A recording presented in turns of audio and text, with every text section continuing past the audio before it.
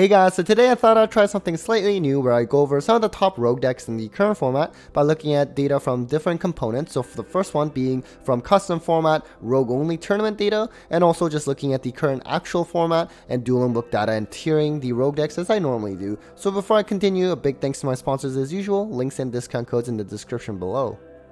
Now the first component of this video will be looking at a custom format with only rogue decks, and this is from data from Dragonrider Games where they host a lot of Yu-Gi-Oh tournaments online, so you can always join their tournaments, link the description down below, and there's always a variety of different tournaments, not just rogue only but just regular format tournaments, as well as when a new set is about to come out such as Cyberstorm Access, they're gonna have tournaments for something like that as well. So for their rogue only tournaments, mostly in the month of April, they banned the following archetypes: Branded Bestial, Kashira, Mathmech Labyrinth, Runic, Sprite, etc. Tierlin is kind of interesting. I think they actually are a rogue deck, but maybe they were trying to be safe when they initially implemented this list at the beginning of March, but nonetheless I think it's pretty fair to say these are sort of like your meta relevant decks, and anything else can be considered as rogue. So it's kind of interesting how they hold these tournaments, and it's similar to, for example, the Heart of the Underdog tournaments that are more official Konami tournaments that some of your locals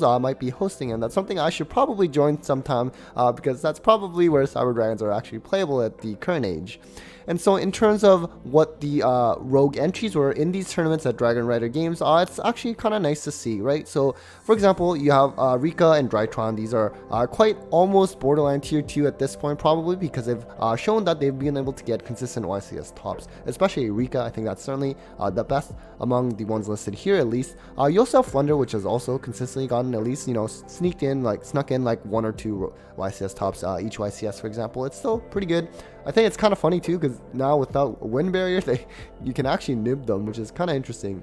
And then you have some other decks like Ignister, that's always, especially on Dueling Book 2, pretty fan favorite rogue deck. Madolche was actually particularly popular in the last form of Tier Shizu because it's kind of had, shuffle grave mechanic that could technically combat tiers, but still probably not enough. Naturia, I'm gonna assume this is pure Naturia, or maybe even Naturia Vernaself, because obviously the runic cards were banned for these rogue tournaments. And then you have Sky Striker, of course. It's always gonna see play. I think even now, I'm sure, I don't actually know, but I'm gonna assume there's probably at least a regional top somewhere with Sky Striker. I think it's definitely doable. You also have Trap Tricks, which you can actually check my recent deck profile. Avery, he finished second place at the Toronto Regional with Trap Tricks, and it was his very first regional too. Really, really cool to see, and obviously it is, I think, a rogue deck for sure. It's gone down and play a lot since its initial release, but still cannot sleep on this deck. Really solid. I also have Virtual World, which is a deck, honestly, even for quote-unquote rogue deck, has really seen a decline in play a lot in the past, I guess, half year or so. It at least saw some play before, but now it's sort of kind of completely disappeared. And then in the other section, it's kind of funny. Someone actually entered with Gate Guardian. Hopefully they at least did somewhat well. I think it's a really cool deck, and I think it's cool that they finally made official support for Gate Guardians, because it's something that, anytime someone said, oh, which old archetype should get some support, Gate Guardian used to be one of them, because, especially if you followed the anime as a kid, such as I did, I'm sure a lot of you did as well. That Paradox Brother, that whole, storyline thing, it was kind of cool. Invoke Shaddoll, I think that's certainly a dead archetype at this point. No longer, tier 1, tier 2, even though it was like 3 years ago, which is kind of crazy to think about, and how fast, people went from, limit, meltdown, or whatever to just, that's totally fine. Salamangreat, I think this, I'm surprised, only one entry. I think it's actually a pretty solid rogue deck, especially if you have the Brave engine. I'm not sure if you're allowed to use the Brave, or Adventure Token engine rather, in these tournaments, but you know what? It did top YCS Peru, for example, so it's a rogue deck that still technically has a chance right now, although of course we're about to enter a new format in about a week or so. Shaddoll, again, pretty interesting, kind of falls in line with Invoked as well. I'm guessing this is more pure Shaddoll. And then Tri-Brigade, again, probably obviously not Tri-Brigade Sprite, because Sprite cards are banned for this tournament, but I'm gonna assume either sort of maybe pure Tri-Brigade, or maybe with the Bird Up Lyralist package, which is more of a combo heavy. So a lot of different variety and rogue decks, and certainly options that, of course, when it's a rogue only format, you do have to consider that, in an actual regular format, the reason why certain rogue decks may be optimal or good to choose is because they have a certain counter to the meta relevant strategies. Let's say, for example, a clear example last format was the Shizu tier, which meant any rogue deck that could use Dimension Shifter well had kind of a chance. But when it's a rogue only format, of course, that sort of concept disappears, and you may not necessarily see the best rogue deck of the current format be the best deck in a rogue only format. And I know that sounds a little confusing, but I think in this case this still is fine. Rika and Drytron are very top tier rogue decks, and I think it still applies. In terms of actual tops in these tournaments, among these rogue decks though, Rika and Plunder were the ones with the most, with 2 each. I'm surprised that Drytron kind of fell off for these ones, but you know what? And Naturia, Sky Striker, Ignister, and Traptrix, again, having some tops, and they are very, very solid. I think if you had to pick a rogue deck and you're a rogue enjoyer, this is probably a good selection to choose from. Of course, if your main reason for playing rogue is more from a financial standpoint, which is totally understandable, at that point I would of course recommend something like Traptrix. It's definitely going to be the cheapest of them all and very, very budget friendly with those 3 structure decks. And so now we have that component complete. I usually do tier lists based on Dueling Book data, as well as some YCS topping information for rogue tiers, or tiering rogue decks rather. And this is sort of the formula I use. You can always check my older videos to know how it's done. I decided not to do it in detail and going every deck by deck, just because I've done a normal rogue tier list lately, and I don't want to be too repetitive with my content because it's already repetitive as it is. Unfortunately, with wide geoscope and Dueling Book data, there are several rogue decks that cannot be identified, Rika being the key one, and something that we've been discussing a lot in this video so far. Unfortunately, wide geoscope still cannot identify it, so it's not going to be part of this tier list. Evil Eye is another one that's actually kind of cool. I think it's another rogue deck you could choose. And then Spring and Scareclaw, as well as Ninjas, certainly unfortunately not identified by wide geoscope, so will not be part of the video.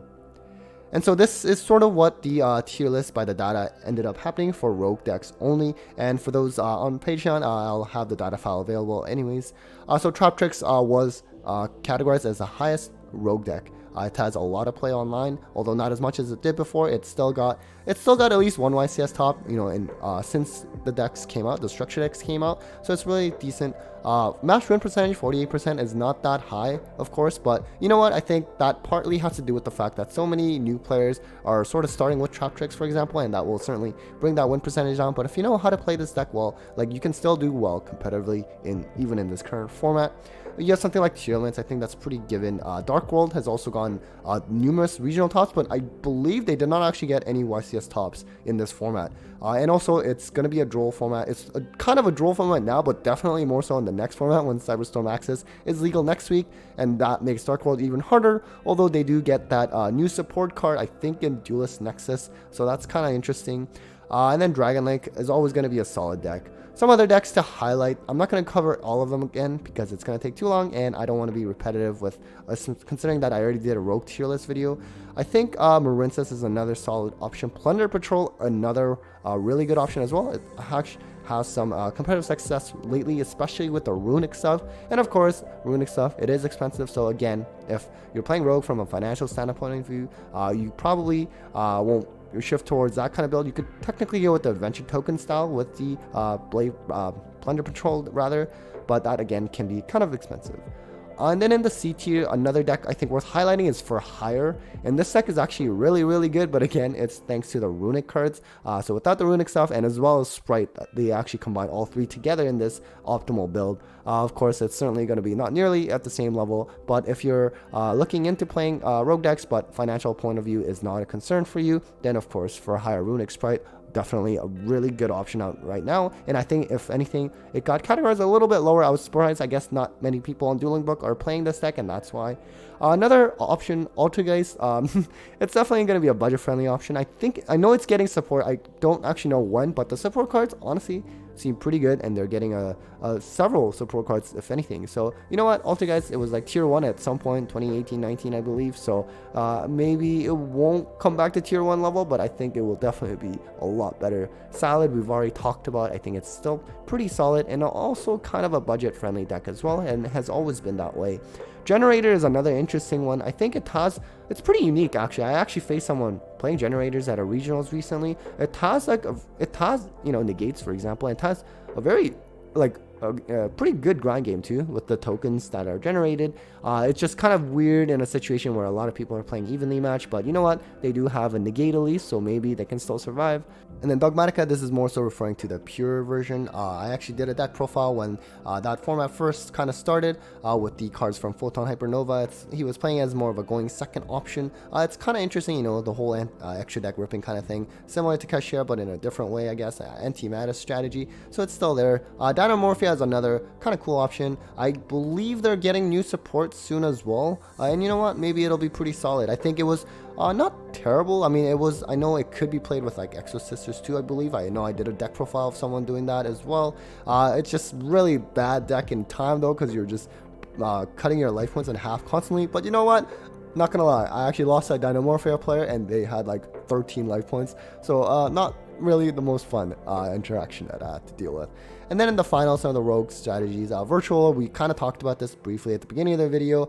I really saw a big decline in play lately. I mean, I guess Chen Shen is actually not that bad. It's pretty decent, but I mean, the deck has always been known as sort of a bricky deck, even when it was tier 1, and so now, you know, there are better rogue options out there, but there's a lot of virtual rollovers out there too, so I think it's still you know, worth running even in today's age. It's not that old really as a deck, and so I'm sure you can make it work. And then lastly, Exo Sisters, definitely kind of outdated now, unfortunately, because this was originally relevant because of tier elements, and this was a deck that could play Shifter, but now you have Kashira being the better Exo Sister deck essentially. So the play of Exo Sisters has fallen a lot. I'm not sure if there's new support coming anytime soon. Certainly let me know in the comments if it is. But you know what? It's still pretty solid. Can play some floodgates that might be actually relevant, maybe next format. But nonetheless, this was sort of an overview of some of the top rogue decks in the current format based on some of the data that's available. Hopefully you found that interesting and helping you choose whatever rogue deck, especially, you know, we're not sure when the next ban list will come, but rogue decks generally you'll be safe from the ban list, so you'll still have some options to play with. So again, a big thanks to those who are watching this video, but another big thanks as well to all my Patreons for their support. So thanks for watching, guys, and take care.